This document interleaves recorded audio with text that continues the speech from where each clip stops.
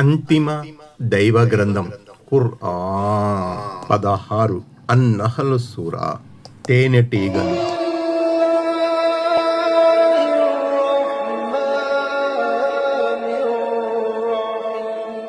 అనంత కరుణామయుడు అపార కృపాసుడైన అల్లాహ్ పేరుతో. ఆయత్ నంబర్ 61. ولو يؤاخذ الله الناس بظلمهم ما ترك عليها من دابة ولكن يؤخرهم إلى أجل مسمى فإذا جاء أجلهم لا يستأخرون ساعة ولا يستقدمون. ఆయత్ నంబర్ 61. అల్లాహే గనక ప్రజలు పాల్పడే ఒక్కో అఘాయిత్యంపై వారిని నిలదీసినట్లయితే భూమండలంపై ఒక్క ప్రాణి కూడా మిగిలి ఉండదు. కానీ ఆయన వారికి ఒక నిర్ణీత కాలం వరకు విడుపునిస్తున్నాడు. మరి వారి కోసం నిర్ణయించబడిన ఆ సమయం వచ్చేసిందంటే వారు ఒక్క గడియ వెనక్కి కానీ ముందుకు కానీ జరగలేరు. 70. ఇది అల్లాహ్లోని ఉదాత్త గుణానికి, మృదు వైఖరికి ప్రబల నిదర్శనం. తన దాసుడు మాటి మాటికి తన ఆజ్ఞలను ఉల్లంఘించి అన్యాయాలకు పాల్పడుతున్నప్పటికీ ఆయన అప్పటికప్పుడే పట్టుకుని అతని మెడ వంచడం లేదు. ఆయనే కనుక మనిషి చేసే ఒక్కో తప్పుపై తన కొరడాను జులిపించడం మొదలెడితే ఏ ఒక్కడూ బ్రతికి బట్టకట్టలేడు.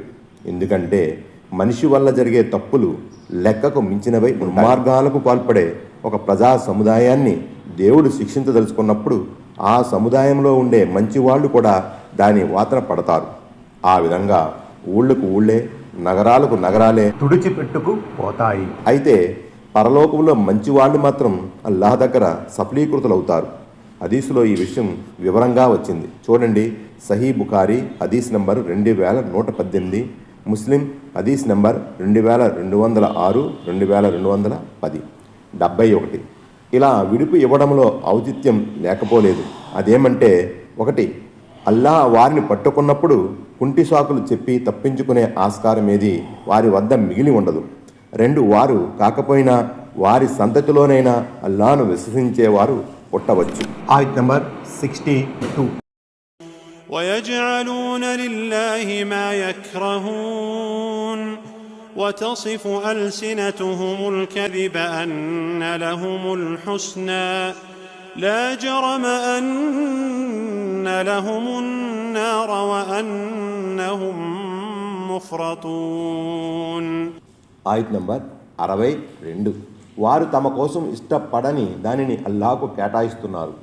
తమకు మంచే జరుగుతుందని వారి నోళ్లు అబద్ధాలు ప్రేలుతున్నాయి. అసంభవం. వారి కోసం ఉన్నది నరకాగ్ని మాత్రమే. అందరికన్నా ముందు అందులోకి పోయేది వాళ్లే. 72. అంటే వారు కూతుళ్లను అల్లాహ్కు అంటగడుతున్నారు. ఈ విషయంలోని తీవ్రతను నొక్కి చెప్పే ఉద్దేశంతో దాన్ని పునరావృతం చేయడం జరిగింది. 73. వారు చేసే ఇంకో చెడ్డ పని ఏమిటంటే అల్లాహ్ పట్ల అన్యాయంగా ప్రవర్తించింది గాక తమకంతా మేలు జరుగుతుందని కోతలు కోసేవారు.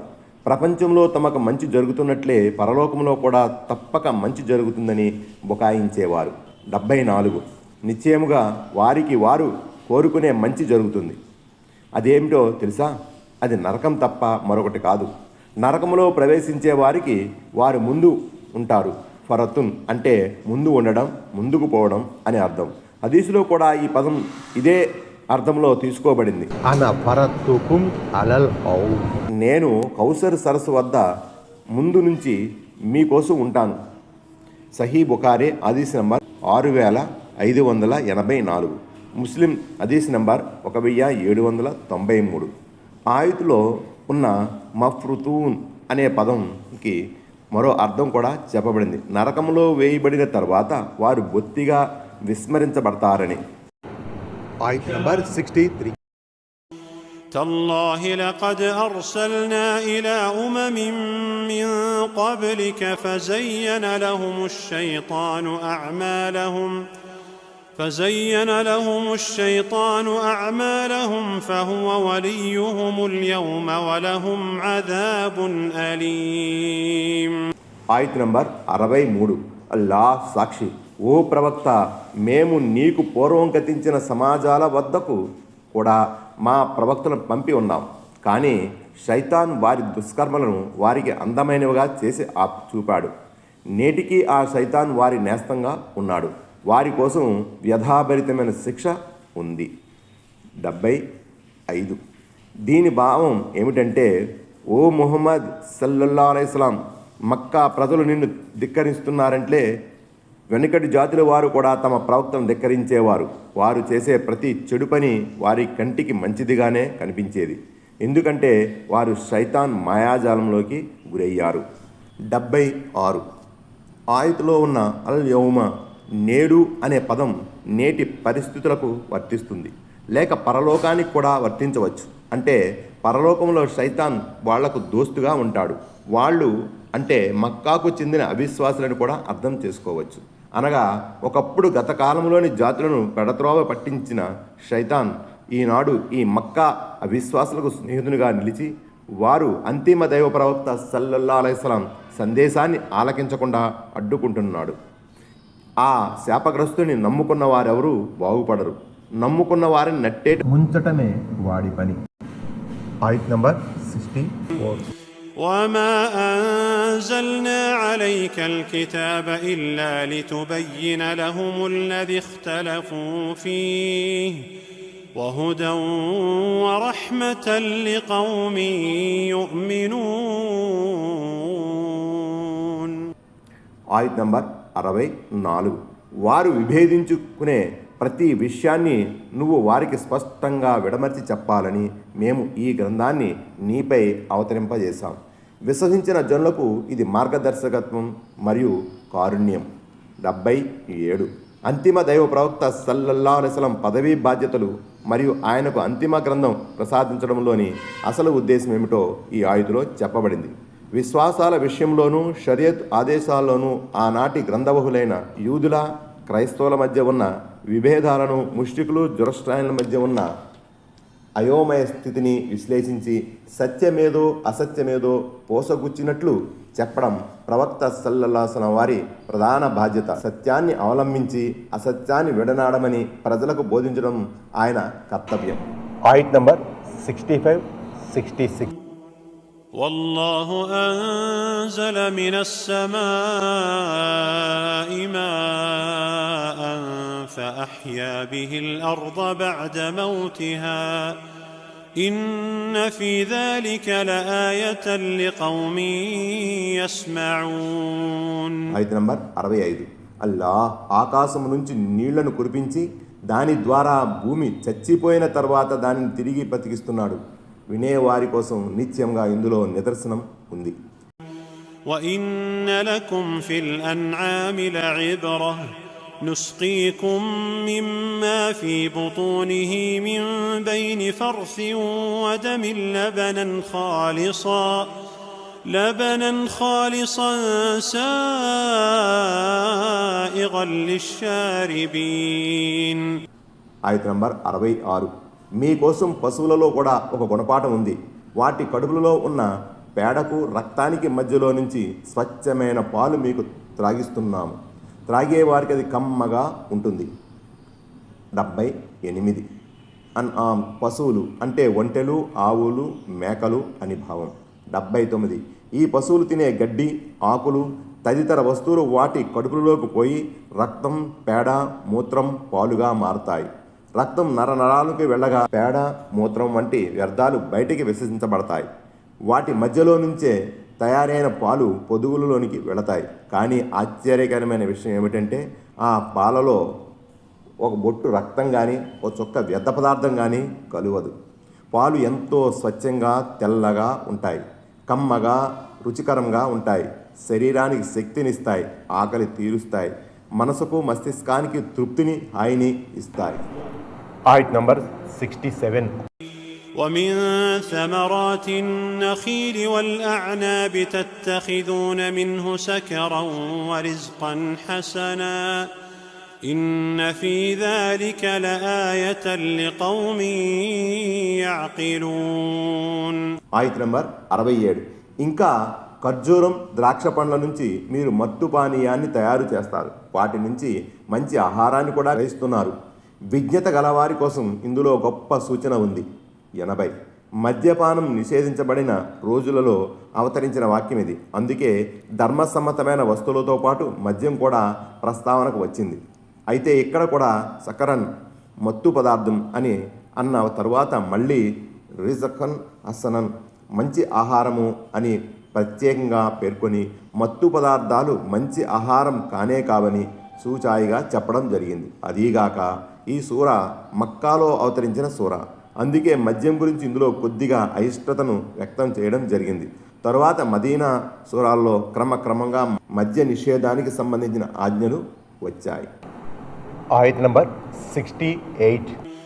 وأوحى ربك إلى النحل أن اتخذي من الجبال بيوتا ومن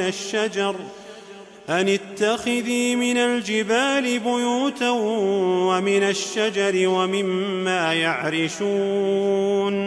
ఆయత్ నంబర్ 68. నీ ప్రభు తేనెటీగకు ఈ సంకేతం ఇచ్చాడు, కొండలలో చెట్లలో ప్రజల చుట్టుకున్న ఎత్తైన పందిళ్లలో నీ ఇండ్లను అంటే తెట్టెలను నిర్మించుకో. 81.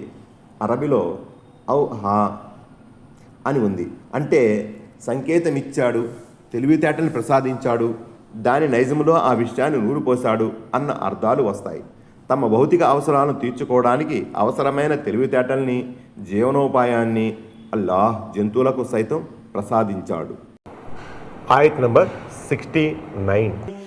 ثم كلي من كل الثمرات فاسلكي سبل ربك ذللا يخرج من بطونها شراب مختلف ألوانه فيه شفاء للناس إن في ذلك لآية لقوم يتفكرون. ఆయత్ నంబర్ 69.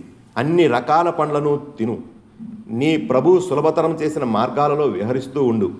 వాటి కడుపులలో నుంచి పానకం ఒకటి వెలువడుతుంది, దాని రంగులు వేరువేరుగా ఉంటాయి. అందులో ప్రజలకు స్వస్థత ఉంది, ఆలోచించేవారి కోసం ఇందులో గొప్ప సూచన ఉంది. 82. తేనెటీగలు పర్వతాలలో, చెట్లపైన, మానవులు కట్టే ఎత్తైన కట్టడాలలో అపురూపంగా తమ తెట్టెలను నిర్మించుకుంటాయి. ఆ నిర్మాణంలో ఎక్కడా ఖాళీ స్థలం ఉండదు, లోపము ఉండదు. తరువాత అవి పరిసరాల్లో ఉన్న తోటల్లో, అడవుల్లో, పొలాల్లో, పర్వత లోయల్లో విహరిస్తాయి. అన్ని రకాల పండ్ల, పుష్పాల రసాన్ని పీలుస్తాయి. వెళ్ళిన మార్గాల గుండానే తిరిగి వచ్చి తమ తమ తెట్టెలపై వాలుతాయి. వాటి నుండి విసర్జితమయ్యే పదార్థాన్ని దివ్య ఖురాన్ పానకంగా అభివర్ణించింది. మనసుకు, మస్తిష్కానికి తృప్తిని, శక్తిని చేకూర్చే పానకం అన్నమాట. 83. ఆ పానకం ఎర్రగాను, తెల్లగాను, పసుపచ్చగాను, కుంకుమపు రంగులోనూ ఉంటుంది. ఆ తేనెటీగలు పీల్చే వివిధ రకాల పండ్లను, పుష్పాలను బట్టి ఆ రంగుల్లో మార్పు వస్తూ ఉంటుంది. 84. ఈ తేనె చాలా వ్యాధులకు నివారణ వంటిది. అయితే ప్రతి రోగానికి అది మంచి అని భావించకూడదు. వైద్యులు కూడా ఆ మాటే అన్నారు. నిస్సందేహంగా తేనె రోగాన్ని నివారించే పానకమే. అయితే కొన్ని ప్రత్యేక వ్యాధులకు మాత్రం అది మందుగా ఉపయోగపడుతుంది, కానీ అన్ని వ్యాధులకు కాదు. దైవ ప్రవక్త సల్లల్లాహు అలైహి వసల్లంకు తీపి వస్తువు తేనె చాలా ఇష్టమని హదీస్ ద్వారా తెలియవస్తుంది. సహీ బుఖారీ పానీయాల ప్రకరణ. మరో ఉల్లేఖనం ప్రకారం ఆయన సల్లల్లాహు అలైహి వసల్లం ఇలా అన్నారు: 3 రోగం నుంచి స్వస్థత ఉంది. 1 శస్త్రచికిత్స ద్వారా శరీరంలో రక్తం తీయడం, 2 తేనె సేవించడంలో, 3 కాల్చి వాతలు పెట్టడంలో. అయితే వాతలు పెట్టే చర్య నుండి నేను నా అనుచర సమాజాన్ని వారిస్తున్నాను. బుఖారీ మందుల ప్రకరణ. తేనెకు సంబంధించిన హదీసులో ఒక సంఘటన. విరోచనాలకు మందుగా తేనె ఉపయోగించమని ఆయన సల్లల్లాహు అలైహి వసల్లం ఒక అతనికి సలహా ఇచ్చారు. తేనె సేవించాక విరోచనాలు మరింత ఎక్కువయ్యాయి. ఆ విషయమే వచ్చి చెబితే తేనె త్రాగించమని ఆయన సల్లల్లాహు అలైహి వసల్లం 2వ సారి సూచించారు. ఈసారి తేనె త్రాగితే మరిన్ని విరోచనాలు అయ్యాయి. అతిసార వ్యాధి ముదిరిందని కుటుంబ సభ్యులు అనుకున్నారు. మళ్ళీ ప్రవక్త సల్లల్లాహు అలైహి వసల్లం వద్దకు వచ్చి సంప్రదిస్తే ఆయన మూడోసారి ఇలా అన్నారు, అల్లా సత్యవంతుడు, కాకపోతే నీ సోదరుని కడుపే అబద్ధమైనది, వెళ్ళి అతనికి తేనె త్రాగించు. మూడోసారి తేనె త్రాగించేసరికి అతనికి సంపూర్ణ స్వస్థత చేకూరింది. బుఖారీ మందుల ప్రకరణ, ముస్లిం సలాం ప్రకరణ.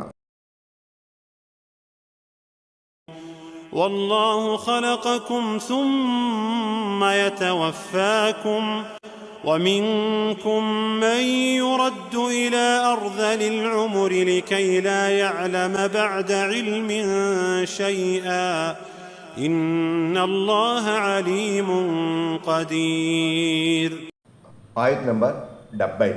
అల్లాహే మిమ్మల్ని అందరినీ పుట్టించాడు, మరి ఆయనే మీకు చావునిస్తాడు. మీలో అత్యంత దుర్భరమైన వయసుకు చేర్చబడేవారు కూడా ఉంటారు.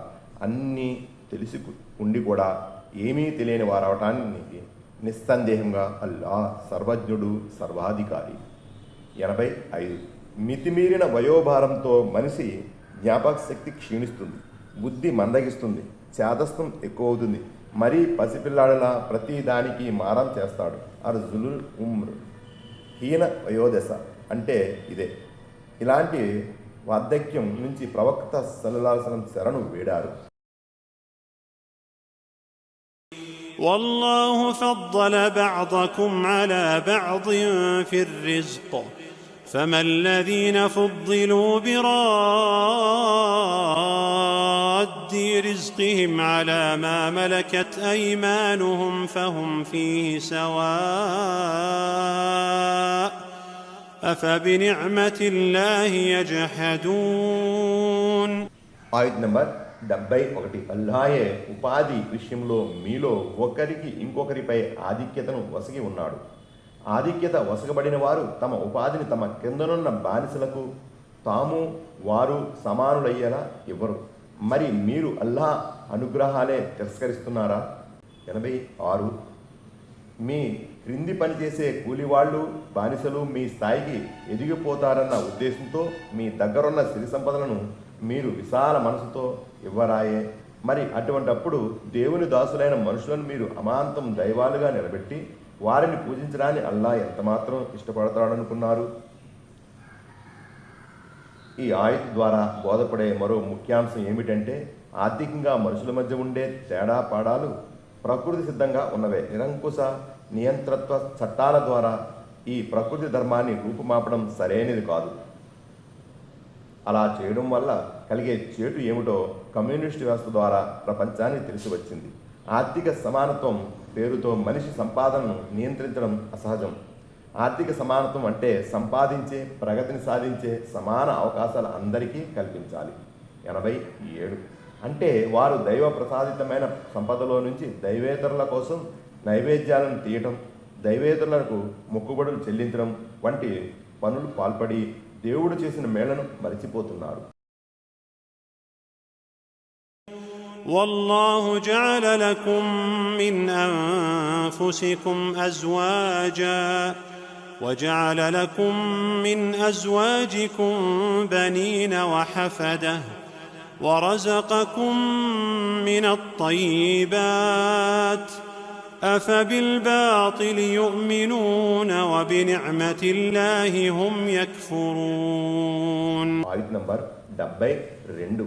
అల్లాహ్ మీకోసం స్వయంగా మీలో నుంచే మీ భార్యను సృష్టించాడు. మరి మీ భార్యల ద్వారా మీ కొరకు మీ కుమారులను, మీ మనవులను పుట్టించాడు. ఇంకా మీకు తినడానికి మంచి మంచి వస్తువులను సమకూర్చాడు. అయినప్పటికీ ప్రజలు మిథ్యనే నమ్ముకుంటున్నారా? వారు అల్లాహ్ అనుగ్రహాల పట్ల కృతజ్ఞతకు పాల్పడుతున్నారా? 88.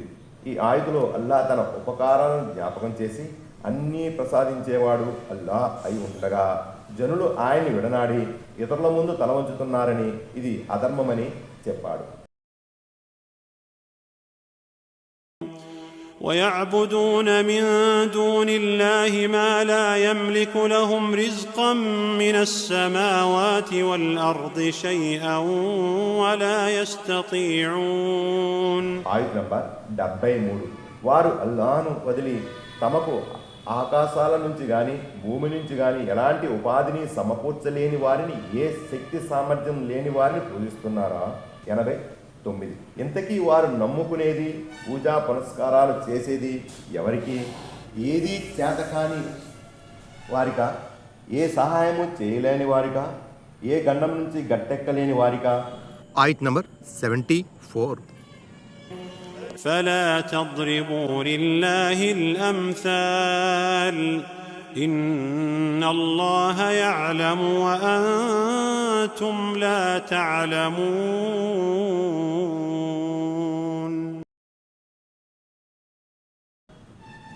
ఆయత్ నంబర్ 74. కాబట్టి అల్లాహకు పోలికలను కల్పించకండి. నిశ్చయముగా అల్లాహకు అన్నీ తెలుసు, మీకు తెలియదు. 90.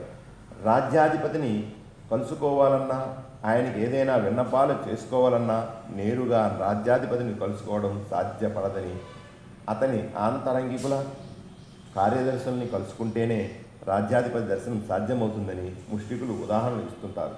దేవుడు కూడా సర్వోన్నతుడని, ఆయన దాకా చేరాలంటే చిట్టిపొట్టి దేవుళ్లను కాకా పట్టడం, వారిని సంతోషపరచడం అవసరమని వాళ్ళు చెబుతారు.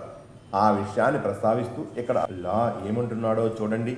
మీరు అల్లాను మీలాంటి మనుషులతో పోల్చకండి, ఎందుకంటే ఆయన సాటి లేని మేటి, ఆయన్ని సరిపోలిన వారు ఎవరూ లేరు.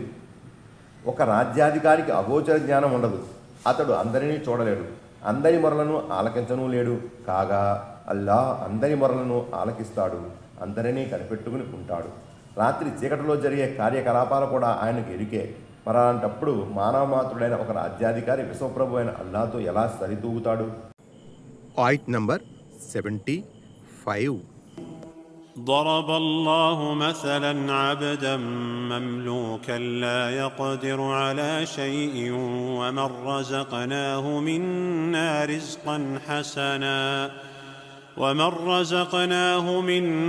رزقا حسنا فهو ينفق منه سرا وجهرا هل يستوون الحمد لله بل أكثرهم لا يعلمون. ఆయత్ నంబర్ 75. అల్లాహ్ ఒక ఉదాహరణ ఇస్తున్నాడు. ఇతరుల యాజమాన్యంలో ఉన్న ఒక బానిస ఉన్నాడు. అతనికి ఏ అధికారము లేదు. కాగా మరొక వ్యక్తి ఉన్నాడు. అతనికి మేము మా వద్ద నుంచి మంచి ఉపాధిని సమకూర్చాం. అందులో నుంచి అతడు రహస్యంగాను బహిర్గతంగాను ఖర్చు పెడతాడు. మరి వీరిద్దరూ సమానులైన? సర్వస్తోత్రాలు అల్లాహ్ కొరకే. అయితే వీరిలో చాలామందికి తెలియదు. 91. కొందరి అభిప్రాయ ప్రకారం ఇది బానిస స్వేచ్ఛాజీవుల ఉదాహరణ. వారిలో ఒకడు బానిస, మరొకడు స్వేచ్ఛాజీవి. వారిద్దరూ సమానులు కాలేరు. మరికొందరి ఉద్దేశంలో ఇది విశ్వాసి అవిశ్వాసుల ఉదాహరణలో ఒకరు విశ్వాసి, మరొకరు అవిశ్వాసి. వారిద్దరూ సమానులు కాలేరు. దీని భావం ఏమిటంటే, ఒక బానిస ఒక స్వేచ్ఛాజీవి ఇద్దరూ మనుషులే, ఇద్దరూ దేవుని చేత చేయబడిన వారే. ఎన్నో విషయాలలో వారి మధ్య పోలికలున్నాయి. కానీ గౌరవ మర్యాదల రీత్యా మీ దృష్టిలోనే వారిద్దరిలో చాలా తేడా ఉంది. మరి అలాంటప్పుడు మహోన్నతుడైన అల్లాహతో రాతి విగ్రహాలు లేక సమాధులు ఎలా సరితూగుతాయి? ఆయత్ నంబర్ 76. وضرب الله مثلا الرجلين أحدهما أبكم لا يقدر على شيء وهو كل على مولاه أينما يوجهه لا يأتي بخير هل يستوي هو ومن يأمر بالعدل وهو على صراط مستقيم. ఆయత్ నంబర్ 76. అల్లాహ్ మరో ఇద్దరు వ్యక్తుల ఉదాహరణ కూడా ఇస్తున్నాడు. వారిలో ఒకడు మూగవాడు, ఏదీ చేయలేడు. పైగా అతను తన యజమానికి భారంగా తయారయ్యాడు. అతను ఎక్కడికి పంపినా మేలును తీసుకురాడు. మరొకతను న్యాయం గురించి ఆదేశిస్తున్నాడు. పైగా అతను సన్మార్గాన ఉన్నాడు. వీరిద్దరూ ఒకటేనా? 92. ఈ రెండవ ఉదాహరణ మొదటి ఉదాహరణ కన్నా మరింత స్పష్టమైంది. 93. ఎందుకంటే ఇతను వింటాడు, చెబుతాడు, ప్రతి పని చేయగలుగుతాడు. పైగా ఇతను సన్మార్గంపై ఉన్నాడు, ఆలోచించగలడు. మంచి చెడుల విచక్షణ జ్ఞానం కూడా ఇతనికి ఉంది. కుడి ఎడమల అపవాదాలకు దూరంగా ఉంటున్నాడు. ఏ విధంగానైతే ఇతను మూగవాడు సమానులు కాలేరో అదేవిధంగా సర్వశక్తుడైన అల్లా ప్రజలు కల్పించే మిథ్యాదైవాలు ఒక్కటి కాలేవు.